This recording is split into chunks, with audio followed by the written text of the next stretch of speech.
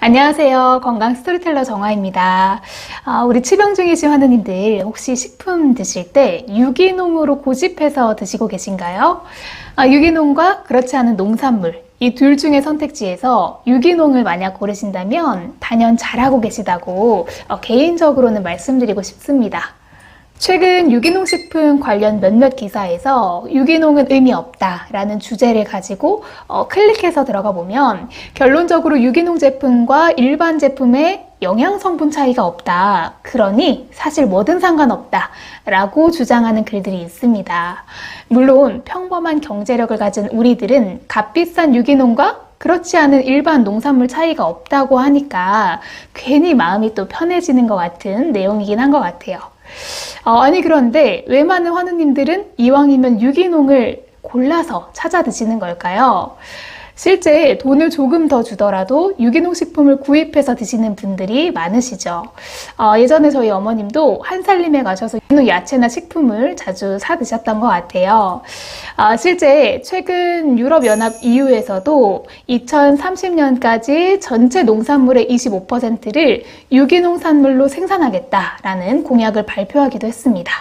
지구온난화를 막는 가장 효과적인 농법이 유기농법이라는 환경적인 이유도 물론 있지만 유럽연합인 EU는 암을 줄이기 위한 전략을 또 발표를 했는데 여기에 농업 미래 전략인 Farm to Fork가 포함되어 있고 핵심 사항 중에 하나가 유기농산물의 생산 확대거든요. 이처럼 많은 분들이 유기농을 선호해야 하는 이유 또한 분명 존재하는 것 같습니다. 그래서 유기농과 일반 농산물에 대해 각각의 입장 차이를 좀 말씀드리고 어떤 선택을 하면 좋을지 합리적인 방법 제안까지 한번 드려볼게요. 일단 우리가 먹는 농산물, 수산물, 또 축산물에는 유기농과 무기농이 있습니다. 자, 여기서 유기농은 농약과 화학 비료를 사용하지 않고 퇴비 같은 유기체 비료를 이용한 것이고 또 무기농은 무기질을 이용한 화학 비료를 사용해서 기른 것인데 당연히 화학 비료를 이용하다 보니까 덜 친환경적이겠죠. 그런데 앞서 말씀드린 것처럼 차이가 없다라고 주장하는 이유에는 영양분의 차이가 크지 않다. 그리고 유기농 우유와 일반 우유를 비교했을 때에도 칼슘 함량이나 비타민 함량은 크지 않았다라는 이유가 있습니다. 또한 화학 비료나 농약을 사용하지 않다 보니까 오히려 일반 세균이나 바이러스 기생충에 취약해서 유기농이 더 유해할 수도 있다라는 주장도 있는데요. 그런데 찾아보니까 이를 반박할 의견도 함께 존재를 했습니다. 그 내용도 지금 소개를 해드릴게요. 뉴욕타임즈 베스트셀러 작가이자 미국 영양대학 선임연구원인 조셉 머콜라 박사가 말하는 그래도 우리가 유기농을 섭취해야 하는 이유에 대해서 정리해놓은 내용이 있어서 여러분들께 소개를 해드립니다. 내용 참고하셔서 현명한 먹거리를 선택하시는 데 도움 받으시기 바랍니다. 머콜라 박사가 말하는 유기농이 좋은 첫 번째 이유는 유기농 식품이 신체의 면역력을 올리고 독성 부담을 상당히 낮춰준다라는 것입니다. 농약에 들어가는 살충제 성분은 인간의 건강을 위협하고 식품뿐만이 아니라 토양까지도 오염시키고 또 토양 밑에 있는 지하수에서도 농약 성분이 검출되었는데요. 그와 관련된 다큐멘터리가 제작이 될 정도로 사실 문제가 심각합니다.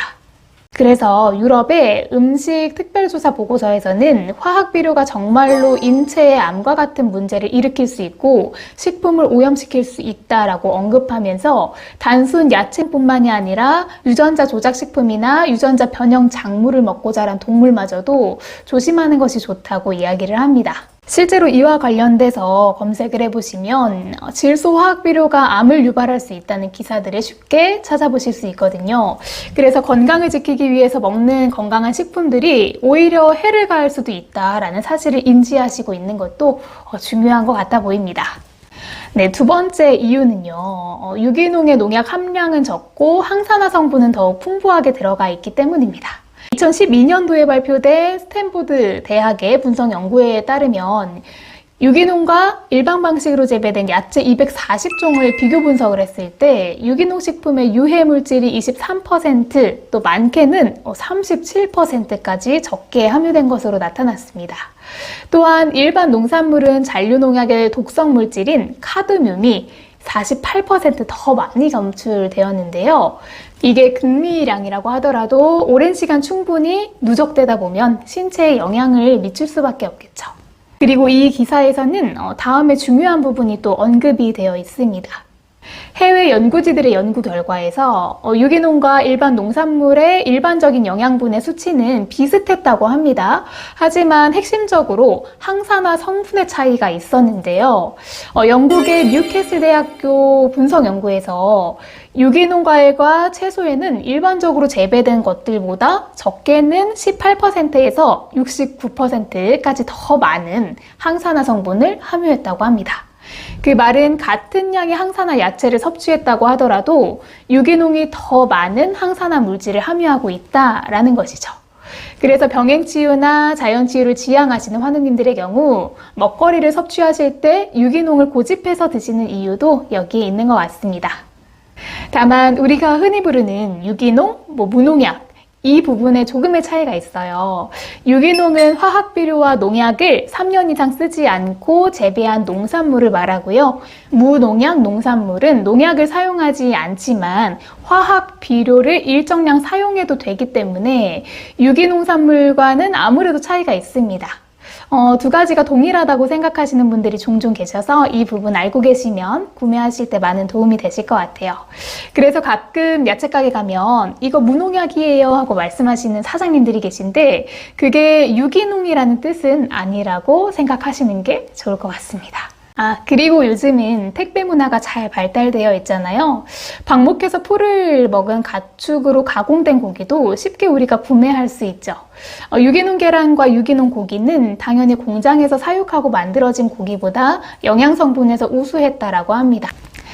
야채와 마찬가지로 고기의 영양 성분은 지방산의 구성과 또 특정 필수 미네랄과 또 항산화 성분의 그 차이가 있었다라고 밝혀지기도 했습니다.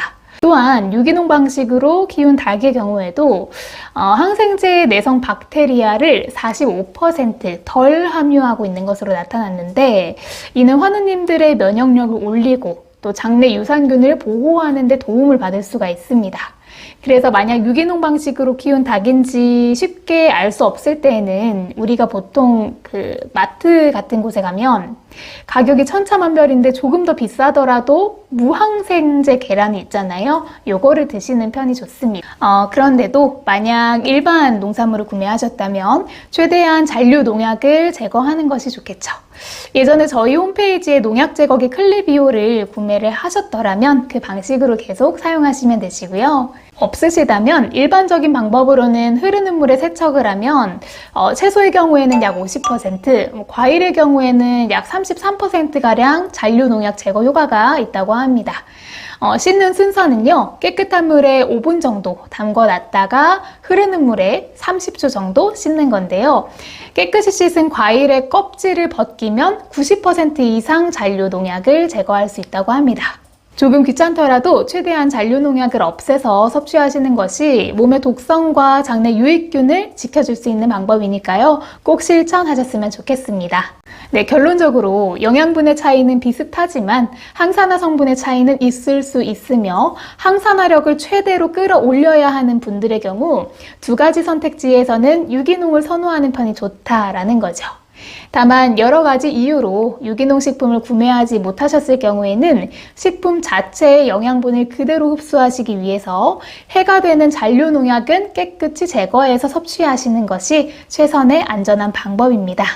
이것 말고도 우리의 먹거리에는 유기농이면 좋은 식품이 있고요. 유기농이 굳이 아니어도 되는 식품들도 존재합니다. 이 내용도 잘 알고 계시면 더 합리적인 소비를 하시는 데 도움이 되시겠죠? 그래서 그 내용도 정리해서 조만간 업로드 해드릴 수 있도록 하겠습니다.